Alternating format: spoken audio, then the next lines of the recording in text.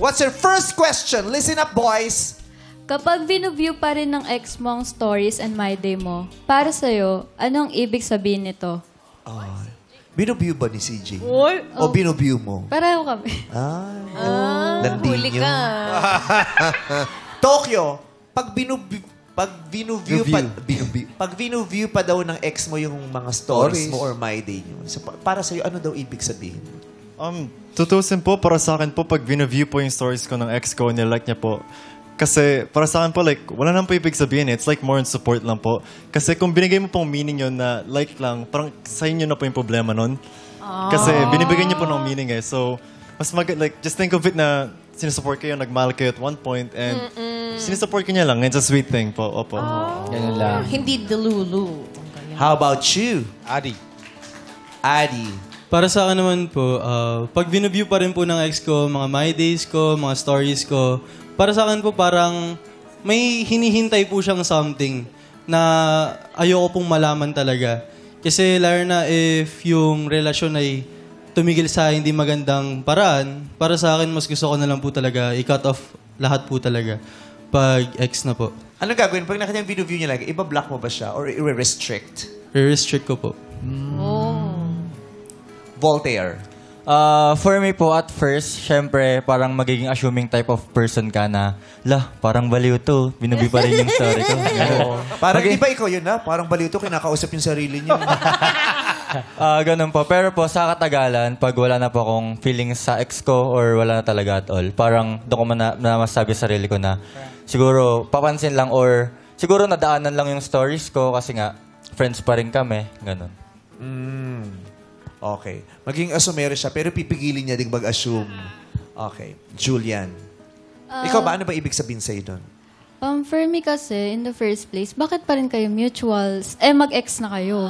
Tanong mo sa sarili mo, di ba ikaw yung ngayon nagpupunta? Unfriend mo? Bakit mga Unfollow. mutuals pa rin kayo? Ex na. Actually, inalis ko po siya. Ha? Inalis ko po. Tapos binalik ko lang din. Bakit? Kasi... Wala lang. Ay, siya. Oo, na-miss mo ata. I still love view. Hindi po. Pero bakit mo view? Wala lang. Para lang po makita ko yung update sa kanya. Ba't kailangan mo makita? I still care for him. Paano pag nakita mo may kasama na siyang iba? I'm happy for him po if ganun. Ang kitang ngiti ni CJ right now. Okay. Siyempre nagpapagirl si Julian, no? Sino bibigyan mo ng green flag sa kanilang tatlo? For me, si number... Yung one, ang sinabi niya, wala naman daw ibig sabihin yun. Oo. Kasi kung ikaw magbibigay ng ibig sabihin, ikaw na may problema. Si Adi naman, para meron siyang sign o na binibigay, pero ikaw naman ayaw mong i-entertain yun, kaya i-restrict niya hanggat kakayanin niya. Si Voltaire naman, magiging assuming siya, pero ayaw niyang i-assume. For me... One. Based sa answer kasi nila, ang pipiliin ko is si number 2 na ika-cut off yung ex niya. Pero sinisigaw ni CJ, one daw. One sa'yo, CJ. Opo, ma'am. Bakit? Kasi napaka-matured po nung sagot niya. Pasensya na, Adi and Voltaire. Ang immature nyo. No offense. Congrats, Adi, sa'yo ang green flag! Anong pangalawang tanong, Julian? Ano ang biggest turn off para sa'yo na makita mo sa profile ng taong gusto mo? Kasi dyan sa profile may mga information about that person. Yes. Na pag nakita mo, mata-turn off ko, unahin natin si Voltaire, number 3. Yung mga flirty po na posts, tsaka yung mga madami siyang pina-follow na guys. Parang sa akin po, parang may ibig sabihin na po yun na hindi ikaw yung ganitong type ko na babae. Kasi lahat po tayo may ideal type ng girl, lalo na sa social media. Wala akong ideal type ng girl, Voltaire. Kayo lang. Huwag mo nilalahat. Kami po pala. Kami. So, para sa akin po, ayun po, yung mga flirty na post tsaka yung mga followings. Ano yung ibig sabihin ng flirty post sa'yo? Nagpapakit ba yan? Yung mga ano po, yung mga bastos na post, tas yung mga... Ano yun? Sa damit? Hindi sa po. salita? Yung mga salita po, yung mga meme po na post. May mga ganun din Kasi naman. as a girl po, Yung mga parang... Double meaning, ganun. parang, Sa caption. oo. Gusto mo ba akong maging neneng B ng buhay mo? Yung mga- Yeah. So, eto naman si Tokyo, number 1. May sasabihin ka ba, Voltaire? Okay na yun? Thank you. Tokyo. Para sa akin po, ang hirap pong sabihin na isang bagay na matuturn off ko po sa page niya. Kasi para sa akin po yung mga, like, you know, the girls nowadays po, proud po sila sa sarili nila, pinapost po sarili nila sa social media. That's how they express themselves po. And parang ang hirap naman sabihin na naghahanap ka ng parang negative bagay kung in-express niya po yung sarili niya. I guess po para sa akin po, kung magiging negative lang po, kung nakakasaktan po siya ng ibang tao, like may binabash na po siya sa page niya, yun lang po. But other than that po, Ganda din. No? Kung basher Ganda yung yun. yung content. Adi, number 2. Para sa akin naman po, siguro po ang biggest turn off ko lang po talaga is pag marami po ako nakikitang mga bagay na di ko po gusto, like mga something na hindi nakaka-relate po sa Diyos natin po, mga hindi po maganda po para sa mata po ng mga ibang tao, na nakakasakit na po sa ibang Paano pag tao. iba yung religion? Siyempre po, we would all respect all religions naman po talaga. Even those people that doesn't believe in religions din po talaga. We should all respect all of that. Pero pag ikaw din nakakasakit na po talaga ng tao, doon na po talaga yung red flags ko din po. And para sa akin din po yung mga post din po na medyo pa-fall, medyo nagpapa-baby, mga ganun po. Yun po yung mga red flags po sa akin.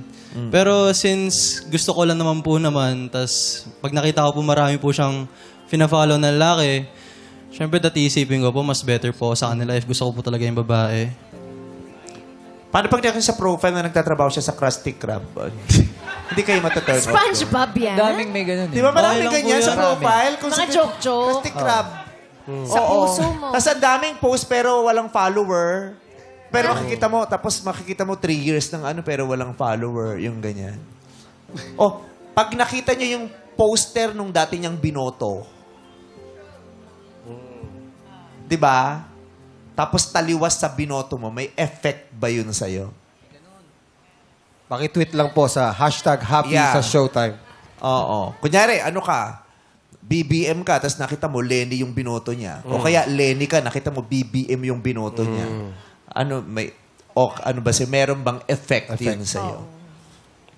Huwag nyo nasagutin, baka mapahamak pa kayo. Tanongin na natin kasi yung mga nasa X na lang magsasagot kasi wala silang face. Julian, sino bibigyan mo ng green flag? Si number 1. Oh! Why? Kasi gusto ko yung sa part na parang hindi siya naghahanap ng negative about sa girl. Oo. Tama. Gusto niya yung positive lang. Positive social media Good vibes user. Yeah, at pinalakpakan talaga siya doon ng madlang people. CJ approve, no? Approve po kasi all he thinks is positivity. Because all things bright and beautiful. All creatures, great and small. All things wise and wonderful. The Lord God made them all. Kabisado ko pa yan. Kasi may poster kami yan sa kwarto. Last question, Julian. Ano ang message na maglalagay ng ngiti sa iyong mga labi? Ako, lipstick. Papangiti ka talaga. Vice. Yung emoji lang na lipstick. Anong message na magpapangiti sa yung labi? Adi. Para sa akin, di naman ako mahirap pasayin na lalaki. Simpleng mahal kita, na-miss kita. Simpleng kaya mo yan, mapalayo man o malapit tayo sa isa't isa. Ayun lang talaga yung nagbibigay sa akin ng ngiti dahil nasa puso at isip ko na naaalala mo na mahal mo ko, na namimiss mo ko, na ako lagi yung nasa isip mo, na kahit saan ka man mapunta, kahit saan ka man, kung ano man mangyari sa'yo, ako lagi nasa isip mo at wala nang iba. Ayun yung mga messages na kahit simpleng ganun lang, malalim na po yung nararamdaman at naiisip ko po. Voltaire. For me po, yung... Ito yung number 3. Yung word po na kamusta ka or okay ka lang. Kasi for me po parang ang genuine po, mapakinggan sa isang tao yun randomly na kakamustahin ka, ay, itong tao na to, mahal ako nito, may care sa akin to, namimiss ako nito. Parang, po siya, all in one. Andun na po yung love, yung miss, yung care, sa kamusta ka. Yan po. Ganda din. Tokyo, number 1. Para sa akin po, yung one of the sweetest things mo na pwede po message sa akin na papangiti po ako ay yung I just got home o kakauwi ko lang. Kasi po, parang ang sweet naman po kasi isipin na kakauwi niya lang yung po yung unang inisip niya. Tapos like, syempre comfortable po siya sa house niya. Tapos sumana po siya ng comfort. Parang, ang sweet po na inisip ko niya the moment that she gets home Depende po. din yan, Opo. Bakit anong depende? Kunyari, naghiwalay kayo ng alas 6 ng gabi. Tapos I just got home alas 6 ng umaga. Ay, oo. Saan ako kung mapangiti ka? Saan dumaan? Julian! Sinong bibigyan mong green flag? For me, number 1. Number 1! Because... Gaya ng sagot niya, yung like, ako yung maiisip niya agad. The moment na pagka-uwi pa lang niya ng bahay. And for me, mapapangiti talaga ako. It will make my heart flutter. At dahil dyan, siya ang makakadate mo. Nakadalawang green flag siya sa'yo. At ito naman, Julia, na mga searching hindi mo napili. Simulan mo na. Number 2.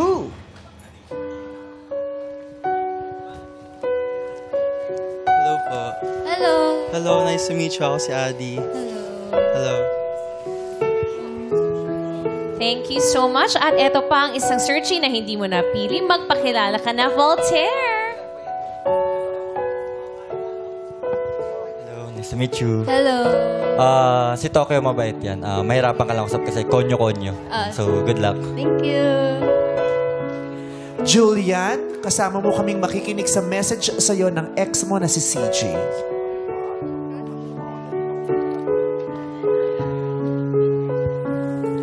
Thank you, CJ.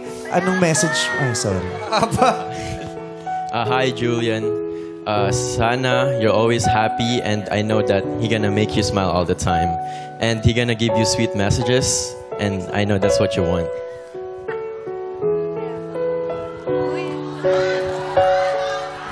Go, Julian. Siege, thank you and sorry for everything. You showed me that I am worthy of life and deserving of love. Just keep in mind na in the corner of my broken heart, there's a peace reserved for you and will always be for you. Thank you. Grabe naman, pinagpuyatan niya yung line na yun, Pinagpuyatan niya yun, Day. Chinat GPT niya yan. Anyway, anong sasabihin mo kay Tokyo? Tokyo, si Iya, she's just a simple girl.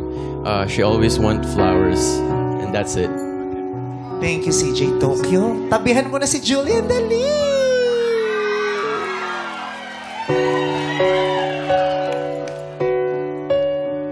Julian, meet Tokyo.